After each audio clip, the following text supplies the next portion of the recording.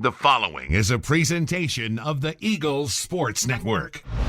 How is it being back here at Carson-Newman? You went to school here back in the 80s, about 30 plus years. How is it just being back here, being on campus? It's been awesome. It's been about 27 years since I've been here. I left in '89, and everything has changed. It's grown for the better. I can tell the university is moving forward. And, you know, me personally, I'm just glad to be able to come back and to see all that has gone forth, and I'm excited about it, and I got to come back.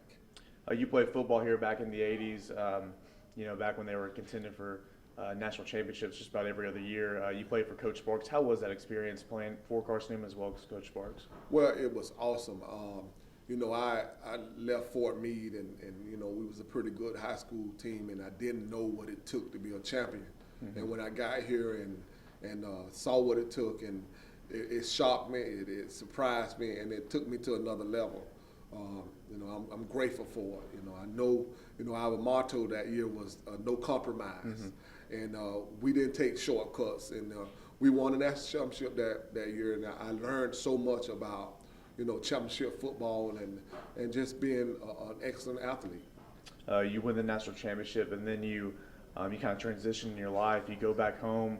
You get married, you start raising a 5-year-old son, and Andrew. How was that transformation going from, just being a college student and athlete to, working 3 jobs and, trying to make ends meet? It was difficult, but I learned, I often say that Carson-Newman impacted my life and it was like a launching pad into me becoming who I am. Mm-hmm. And so when I left here and went back home, I knew I was on a mission. I knew I had to accomplish some things. And the number one thing was to become a father, mm-hmm. And to raise my son and to really impact his life. And then, of course, I married my wife, and we got married, and we did this thing together. And we launched off in the ministry, and we've been doing it ever since. In the process, you raised, a pretty good baseball player, Andrew McCutchen. He's done pretty much everything with the Pirates. He was Rookie of the Year in '09.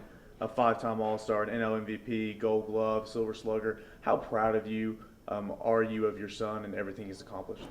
I am elated. I am so excited and surprised and happy for mm-hmm.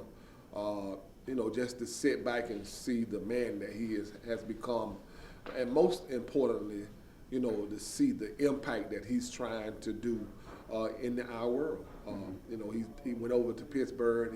He wanted to be there. He could have went elsewhere, but he wanted to impact Pittsburgh, and that's what he's doing. Yeah. He understands that it's bigger than baseball. It's bigger than him. He just want to be a legacy there. Kind of like Roberto Clemente. Mm-hmm. You spoke at Carson-Newman's Chapel this morning. What was your message for the student athletes as well as just the student body in general? The title of it was the bond of love, mm-hmm. And I was just sharing with them what we have to do is, first of all, find out what our purpose is. And then once we find out our purpose, we have to take action. A lot of people know their purpose. A lot of people know what God is calling them to, but they're afraid to take action. And so I wanted to encourage them that once they find out who God has called them to be, to take action, and most importantly, to share the love of Jesus in everything they do. Well, thank you for your time.